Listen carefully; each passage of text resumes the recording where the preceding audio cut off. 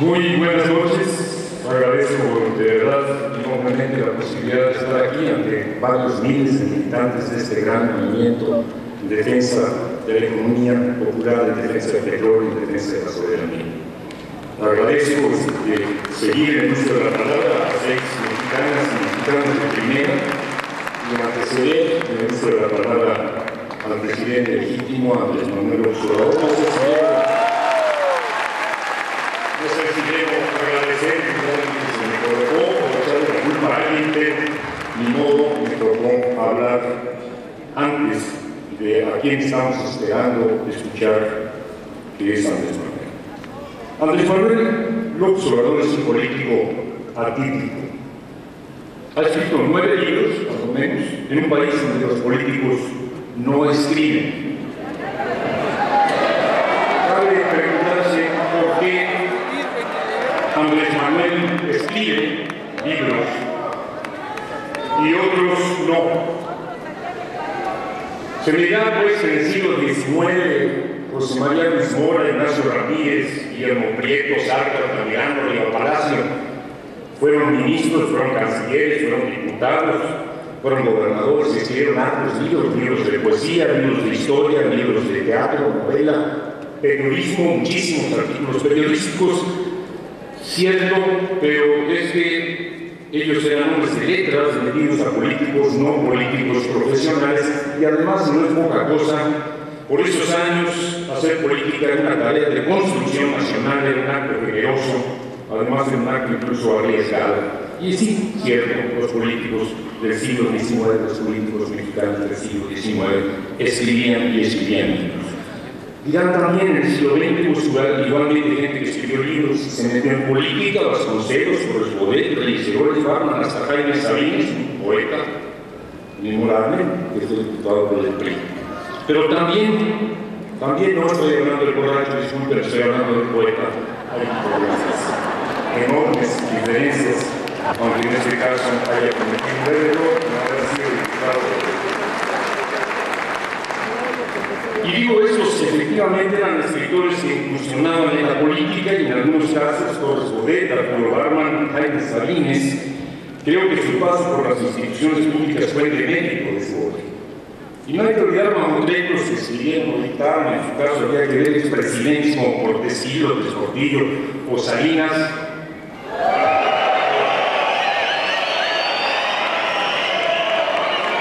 Que son, todos lo sabemos, recuentos a todo lo pasado, amañados, libros autoexculpatorios, no libros que valga la pena leer. Entonces, lo cierto es que en México los políticos profesionales no escriben, y Andrés Manuel sí escribe mucho. ¿Por qué? Aventuro una hipótesis. Los políticos del sistema son por naturaleza simuladores, los políticos del sistema son por naturaleza acomodaticios, trapecistas, chaqueteros, veletas que cambian de opinión, veletas que cambian, les prenden la luz para tenerlos en orden, no se lo ponen en serio. ¡Compraron el título en Santo Domingo! Así es, y por eso no escriben.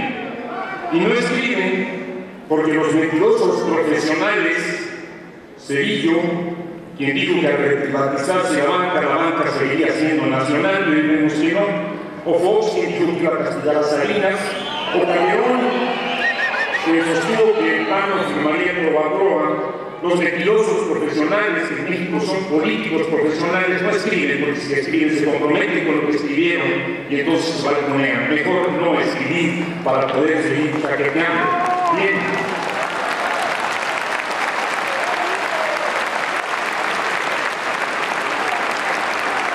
En cambio, pienso yo, para Andrés Manuel, publicar libros, escribir, publicar libros, es poner por escrito su visión del país, es poner por escrito su proyecto de futuro, es dejar constancia de ideas y propósitos. Para Andrés Manuel, escribir es hacer público su compromiso con la gente.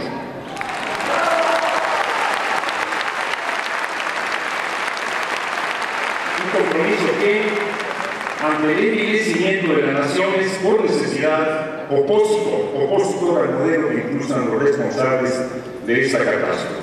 Y en México los políticos de oposición, eso sí, no los políticos de las instituciones, pero sí los políticos de oposición escriben. López Magón escribía y mucho, José Revueltas escribía y mucho, Edelto Castillo escribía y mucho.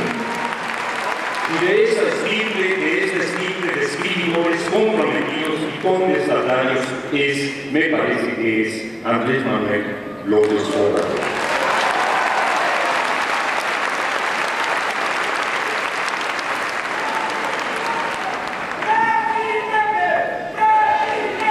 La mafia que se alineó de México y el 2012 es un libro de circunstancias, es un libro, diríamos, de coyuntura, pero vaya qué coyuntura, vaya qué circunstancias. Vivimos un fin de época, vivimos momentos cruciales para el país, para el mundo, de modo que hoy reflexionar sobre las circunstancias es reflexionar sobre el pasado, es reflexionar sobre el presente y es mirar hacia el futuro con una mirada profunda. Entonces, un libro de circunstancias hoy es un libro fundamental.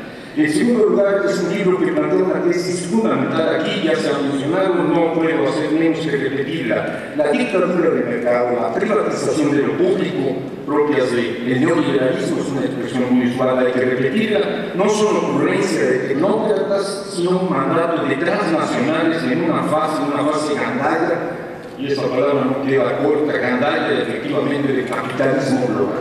Y en el caso de México, y esto es excepcional, porque no a todos a los que les pasó, les está pasando el neoliberalismo, les sucedió lo mismo en la subasta de los bienes de la nación, término de cumplimiento de un puñado de potentados, rapaces y especuladores. Con los que pasamos de gobiernos autoritarios que fomentaban el enriquecimiento de una burguesía hija de la revolución de su gobierno, al enriquecimiento de una oligarquía proliferada en